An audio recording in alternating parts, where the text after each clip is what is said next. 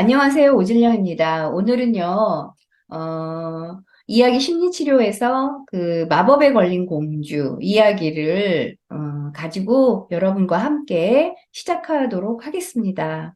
우리는 네 개의 질문을 가지고 풀어가도록 할 것입니다. 첫째는요, 피터는 누구냐? 라는 거죠. 왜 집을 떠났을까요? 그 다음에 길가에 버려진 시체는 도대체 뭐길래 자신의 전 재산을 다 시체를 묻는 데 사용했을까요? 이제 그것을 가지고서 풀어보도록 하겠습니다. 자, 이제 첫 번째 문장을 잘 봐주세요. 어떤 사람에게 피터라는 아들이 있었다. 요 문장이에요. 보통 옛날에 뭐 아버지와 아들이 살았다. 뭐 이러는데 여기서는 그냥 어떤 사람에게 피터라는 아들이 있었다로 시작을 합니다.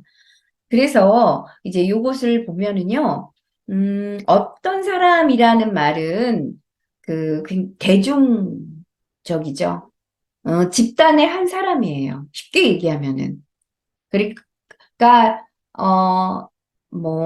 어느 고을에, 어느 도시에, 뭐 남성이 있었다, 그에게 아들이 있었다, 이게 아니죠. 그냥 어떤 사람이라고 하는 무작위의 한 사람이라는 거죠. 그래서 이 어떤 사람은 곧 우리는 그걸 느낄 수 있어요. 아, 이분은 나올 사람이 아니다. 앞으로도 나올 사람은 아니네. 라는 것을 느끼게 돼요. 그리고 피터라는 이름이 있는 아들이에요. 자, 이름을 갖고 있다라는 건 우리는 전에도 배웠어요. 그래서 아, 이름을 갖고 있다라는 건 이름이 없는 것보다는 좀 더 구체적이다. 그 다음에 더 주체성을 띠고 있다. 이제 이런 생각을 하시게 되는 거죠. 그래서 여기서는요, 아버지와 아들의 관계를 한번 살펴보도록 하겠습니다. 이 아버지는 어떤 사람이냐? 예, 그래서 이 아버지는 그냥 대중적인 아버지죠. 집단적 차원에서의 아버지다. 그러니까 누구에게나 다 해당될 수 있는 그런 객관적인 차원으로 보시면 되는 거죠.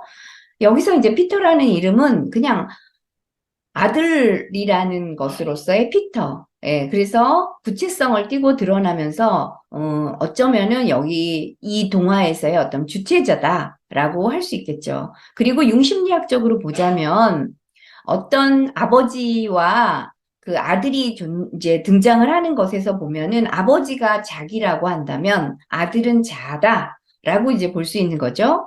여기서는 아버지가 중심이 되는 게 아니라 아들이 중심이 되어 이야기가 펼쳐진다라는 것을 우리는 감지할 수 있어요. 예. 그러니까 피터도 더 이상 집에 있기 싫다라는 측면도 있겠지만 이거는 이제 여러 가지 측면인데 아버지와의 관계가 안 좋아서 일 수도 있죠. 그 다음에 어차피 이제 우리는 부모로부터 분리가 되어야 돼요. 어느 일정 시기가 되면. 근데 이제 무작정 바깥으로 나오는 시기가 있죠. 사춘기 때. 예, 그죠? 집을 나가고 싶다라는 생각을 한 번이라도 해보신 적 경험이 있으실 겁니다. 저도 이제 그 사춘기 때 집을 나가고 싶다라는 생각을 좀 해본 적이 있었는데, 그것을 이제 행동으로 옮기냐, 행동으로 옮길 수 없냐, 이제 그 차이였던 것 같아요. 그래서 자신감도 없었고. 그랬는데, 이제는, 집을 나온다라는 거는 이제 엄마로부터, 부모로부터 떨어질 독립의 시기다, 분리의 시기다라고도 볼 수 있는 거죠. 그래서 여러 가지 생각해 볼 수 있습니다. 무작정 떠나는 분리의 시기, 그다음 가난해서 더 이상 부모님의 보살핌을 받을 수 없는, 예, 부모님과 사이가 안 좋을 수도 있고요. 그래서 이거는 어떻게 보면 우연을 가장한 이제 필연적인 어떤 그 상황이 이럴 수밖에 없다라는 거죠. 그리고 이것은 다른 의미로 보면 영웅의 여정하고도 같이 볼 수 있습니다. 확장해서 보자면요. 그 다음에 이제 20실링의 돈이라는 거, 우리는 이 20실링이라는 돈이 큰 돈인지 적은 돈인지 얼마인지는 몰라요. 우리나라 동화가 아니다 보니까. 하지만 이게 전 재산인 거죠. 피터에게. 근데, 이제 뒤에서 보시면 그 시체를 그, 땅에다 묻어주기 위해서 쓴 돈이 20실링이거든요. 그러니까 우리는, 아, 이 사람이 풍부하지 않다, 가난하구나, 넉넉하지 않구나, 라는 것을 이제 볼 수가 있는데요. 자, 우리가요, 하찮고 보잘것 없는 상황, 가난함, 이제 이런 것이 꿈에 등장할 수도 있잖아요. 동화에도 등장하고 이런 것들이 등장을 할 때 우리 이게 심리 내면이잖아요. 이 심리 내면인데 이 심리 내면이 너무나 가난하고 초라하고 비좁고 방이 하나고 집에는 아무것도 없고 막 이런 꿈들도 꾸잖아요. 그죠? 이거는 어, 풍부하지 못한 정신의 세계다. 그러니까 심리적인 에너지가 넉넉하지 못하다. 이제 이런 거를 보여주는 거예요. 예. 그래서 꿈속에서 내가 이제 어느 정도 마음의 여유가 이렇게 있으면 꿈을 꾸어도요, 부잣집 넓은 집 등장해요. 그런데 내가 심리적으로 갈등이 심하고 무언가 괴롭고 이러잖아요. 그런 꿈에서도요, 집이 좀 이상하게 복잡하거나, 방 속에 방이 있거나, 아니면 미로이거나, 아니면 되게 가난해요. 그래서 어렸을 때 가난해서 그 집, 아니면 어렸을 때 부잣집, 이제 이런 걸로 등장하기도 해요. 이제 이런 것들하고 맞물려요. 뭐냐 하면은 그만큼 정신의 상태가 넉넉지 못하다. 이제 이런 걸로 볼 수도 있다라는 거죠.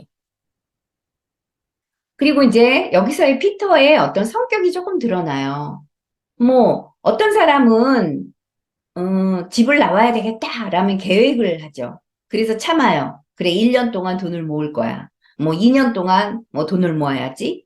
아니면은, 뭐, 몇 년 뒤에 나는 떠나야지. 뭐, 이제 이런 계획을 세우는데, 이 친구는 뭐예요? 더 이상 집에 있기 싫어서 라는 말은 무작정 가출하는 거죠. 이런 면에서 어쩌면은 피터는 굉장히 치밀한 계획을 세우거나 아니면 논리적이거나 아니면 철저하거나 이런 사람은 못 된다는 거예요. 그런 면이 이제 드러난다. 좀 무계획적이죠? 그 다음에 합리적인 사람은 못 돼요. 이제 그것은 뒤에서도 나타납니다. 이 이야기는 심리적으로 보자면은 전 재산의 돈을 다 시체한테 쏟아부을 만큼 에너지가 많이 가는 것이라고도 할 수 있죠. 그리고 또 다른 측면으로 보자면 돈 계산을 하는 사람이에요? 안 하는 사람이에요? 돈 계산 안 하는 사람이죠. 예. 어떻게 보면은 이 사람이 팽창 상태인 것일 수도 있어요. 저 사람 자기 분수를 모르네. 어떻게 살려고? 이제 그렇게도 볼 수 있는 거죠. 그만큼 그림자를 위해 자신의 돈을 전부 내준다는 것은 어떻게 보자면 이 피터는 굉장히 이게 중요한 일일 수도 있는 거예요. 그래서 집을 가출한 것이 우연을 가장한 필연일 수 있다. 이렇게도 볼 수 있죠.